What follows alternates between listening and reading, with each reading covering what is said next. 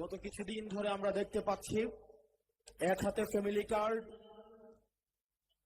নেতা family card দেওয়ার ঘোষণা দিচ্ছেন আর কর্মীরা ঘোষণা দিচ্ছেন নারীদের ছায়া খুলে নেওয়ার।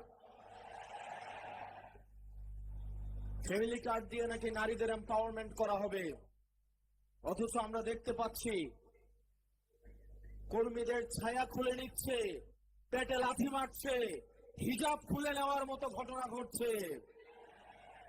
প্রিয় কুমিল্লাবাসী, এই ধরনের বিচারিতা 24 পরবর্তী বাংলাদেশের মানুষ স্পষ্টতই প্রত্যাখ্যান করেছে, যেটির প্রাতিষ্ঠানিক স্বীকৃতি পাবে 12ই ফেব্রুয়ারি ইনশাআল্লাহ।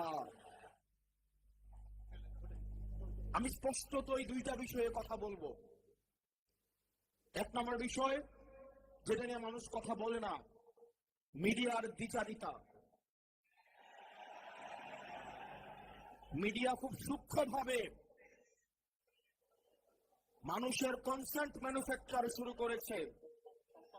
আপনি দেখবেন, বিশেষ করে যেসব মিডিয়া জুলাইয়ে দৌড়ানির উপরে ছিল, সময় টেলিভিশন, 71 টেলিভিশন, বিবিসি, তারা বিএনপির ঠিকাদারি নিয়েছে।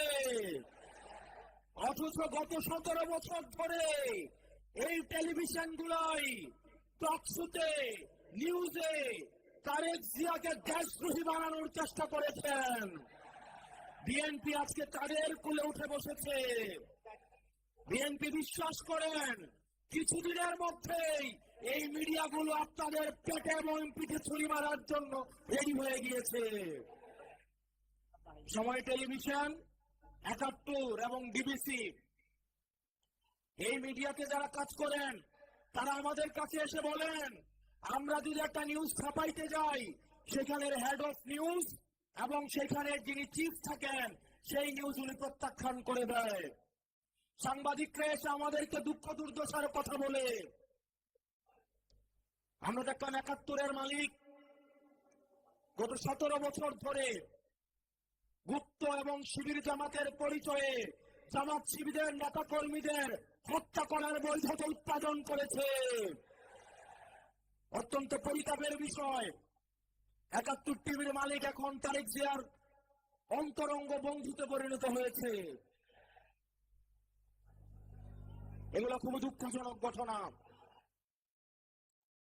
ইনশাআল্লাহ আগামী যে বিপ্লব হবে, এই চূড়ান্ত বিপ্লব হবে এই কালার মিডিয়ার বিরুদ্ধে। দ্বিতীয়ত,